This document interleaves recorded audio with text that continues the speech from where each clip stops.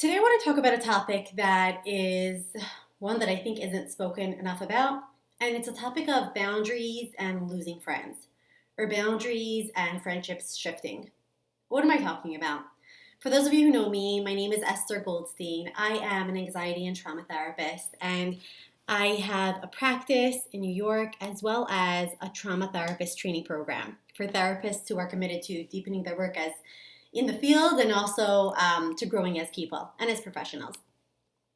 So I was just thinking about this topic of boundaries. We're actually doing a series right now at our on our social media platform all about boundaries and shifting our boundaries, redefining our boundaries. And one of the things that I was thinking about was how often we talk about boundaries as a shift that we make, and we talk about kickback or getting clarity or redefining the unspoken boundaries, nonverbal boundaries, different kinds of boundaries, right? We have different blogs of like the primary kinds of boundaries.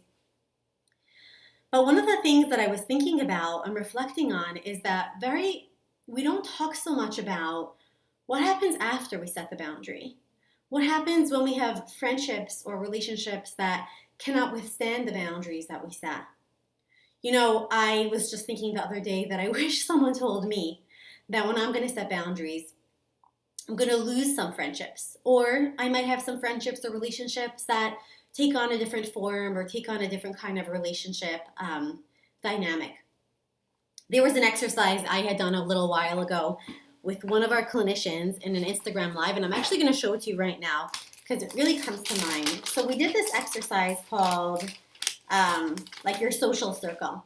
And what we had done was that we spoke about like identifying and naming supports in your life and really placing people where you want to place them, seeing if you want to add more supports or if there's some relationships that need some shifting. So I'm just going to show you for a second, right? Like we had spoken about like your inner circle, okay? Like inner circle, outer circle, even more outer circle, and then like, right, the environments that we operate in, okay? And I think that what happens when we set boundaries is, I personally believe that if you could save a relationship or if you could set boundaries, which is boundaries is all about keeping relationships, right? We don't want to get rid of them. We want to just make them healthy places for ourselves and the other people to operate in. So lots of times what I think about is if you're setting a boundary, what might happen is, first of all, you might want to bring more people into a closer circle. Sometimes we notice we want more emotional connection or vulnerability or honesty or right frequency of contact with some people. But sometimes we'll find someone in a circle and we want to kind of push them out. So I could just speak from my own experience. Sometimes when I set a boundary, or sometimes when I'm a lot more introspective or shifting things externally, I might set a boundary, or maybe even non-verbally. I'm just becoming more attuned, or I see with clients, like sometimes they are clearer about what's respectful communication and what's not respectful, what relationships are serving them in terms of their growth for their families, for their vision, for their future, and which ones really aren't. So what a lot of times happens, and we don't even have to talk about it, is that we shift some people into a different circle. And sometimes those people notice it.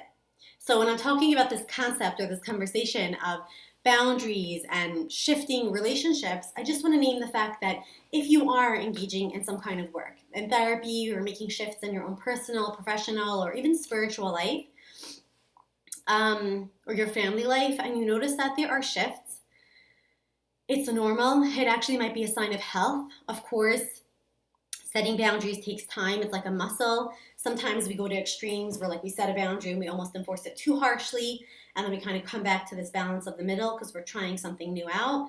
But if you're in a place where you notice that people are not all reacting positively, it's normal. I want you to just see it as part of becoming healthier and clearer about what's good for you, and for your family and for your loved ones. I know for my own self, when I've done my own, work on boundaries, and there's different phases of life. Like there are times in my life where I have different needs for my family or for myself, and it's in terms of like time boundaries or energy boundaries, or right, like things that we talk about and the way that we communicate, right? So I'll notice that for some people, like they respect it, we have even more real relationships, or it even feels resonant for them. And sometimes there's people who are disappointed, or I notice something and there's a shift. And then it's just a matter of how do we, stay connected and fiercely loyal to the boundaries that we're setting, so that we can, bring more love and joy and health into our lives. And also just notice with grace and kindness people's reactions. And so I have to say that what I've seen professionally, like as a clinician for many years, is that when you set boundaries, there's almost always kickback, or there's almost always people who are going to challenge you because you're kind of letting the universe know, I'm ready for more health, I'm ready to get more clear, I'm ready to just kind of deepen the love and the realness in my life. And it's almost like there's this decluttering. Like as you notice that you shift and you define and you get clearer on the relationships or the boundaries in the relationships you have, you're going to notice that as you clear out space or as you even just redefine some of the relationships, friendships, dynamics, and intimate relationships, any relationships, right, work relationships, you're going to notice that you're going to create more space for either deeper relationships with the people already in your life or for new people to come in. I saw a quote the other day, and then I'll wrap up. I saw a quote the other day that says um, it said something like, some of us are lucky to have, like, we always have different versions of ourselves, right? We're going through different phases of life and we're processing different experiences, or we have different things that we relate to. Some of us are really lucky to have friends or relationships that really grow with us, right? And we have those conversations of growth, of realness, of struggle, of understanding, of miscommunication, of a little bit of a fight, but then processing through it, right? And sometimes we don't get that luxury. And I think it's a combination. I know for my own self, I have had some relationships that have been through we've been through so much together. Um, and I think the ones that we've gone through a lot together, or I have for many, many, many years, are the ones where there's a real sense of honesty and realness and a level of emotional intelligence from my end and the other person's end. And I think that there's also this piece of, and then in some other relationships, there's a level of closeness, or I see this with clients or people, like sometimes there's a phase of life where you're closer and a different phase where you're not as close. And sometimes you reconnect, or sometimes you then bring a different circle of people into your life. So I invite you to come from a place of trust and love and care to yourself and to those in your life, and get clear on boundaries. We actually have a free download all about boundary setting, because so much of boundary setting um, is not just verbal. It's so much of it is nonverbal. There's emotional. There's sexual boundaries, right? There's relational boundaries. There's so much. So you could download the free download on 101 boundary setting. And here is cheers to deepening our love and creating healthier boundaries so we can have more nourishing relationships.